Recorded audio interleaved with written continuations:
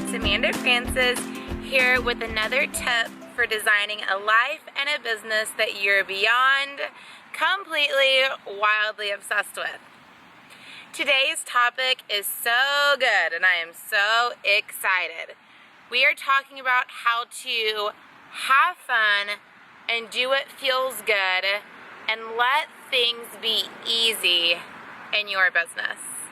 I don't know about where you live, but here in America, we often take a lot of pride in working too hard. We like to talk about like how late we stayed up on something or how many hours we worked last week, and oh, I work so hard and I hustle and I'm so scrappy, or like whatever. And often when I hear people talking like this, I'm like, why? Because I find in my business that more often than not, if I take a step back and look at a situation when I'm working really hard and I'm stressed out and like I'm spinning my wheels and this website's not working and this plugin's not working and something won't download, like when I'm just having technical difficulties and I'm off, or I'm just like working to get something done or get something out, when I step back and look at it, there is always a way to work smarter instead of harder. There's always a way to be more strategic, or to simplify things, or to just narrow down what actually needs to be done. And so when I find that I am just like going, like eyes glued to the computer, out of my mind, working so hard that I'm not my best self, I'm not of my highest good, I am not able to give everything that I am here to give when I am working too hard, when I am just dedicated to getting something done this one way, I am not my best self, I am not giving everything that I have to give. So what I really encourage you to do when you find that you're working really hard to create an opt-in, or to get the blog out, or to edit the video, or design the course, or create your packages, step back, deep breath. Have you worked too hard today? Do you need to stop? Do you need to take a break? Can it wait till tomorrow, or wait until after lunch? Do you need to take a step back and gain some clarity? Do you maybe need to hire some help? You guys know I love hiring assistants and internet marketers, and I just hired an intern today.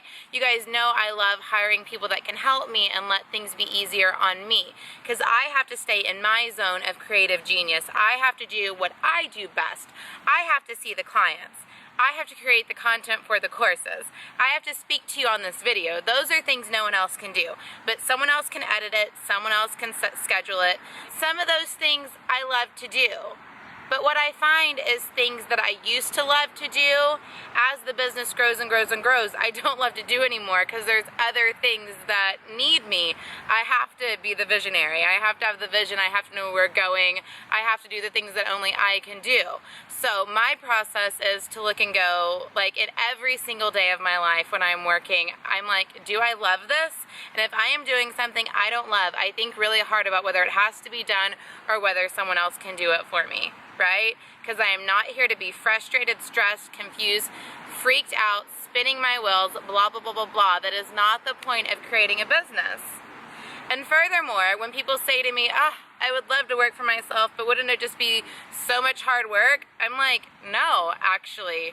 It's actually really easy compared to doing things you hate, being in a job that makes you feel like you're living in a cage, waking up and driving to the office, to a job that you really don't want to be at, being in a PhD program that makes you want to die because you're not learning things that you actually intend to use in the world. If you're like me, then you've put yourself in various work and academic situations that you did not love. And why? Like, what is the point of life if not to love it? So now that you are working for yourself, make it your goal to love each thing you do and find a way to change or outsource the things that you do not love, so that you can love as much of your life as possible. Because isn't that why we're here? To love our lives and to make a difference? And remember to have fun. I cannot stress this enough, and I am so bad about this. I have my goals, and I have the things I want to do in my business, and I have the places I want to go, and the people I want to hire, and the trips I want to take, and what I want the business to look like in 5 years, and being on my path to get there. And I can get so focused on this month's goal or this year's goal or whatever that I forget, like, am I hanging out with my friends? Like, am I having fun? Like, am I spending enough time outside?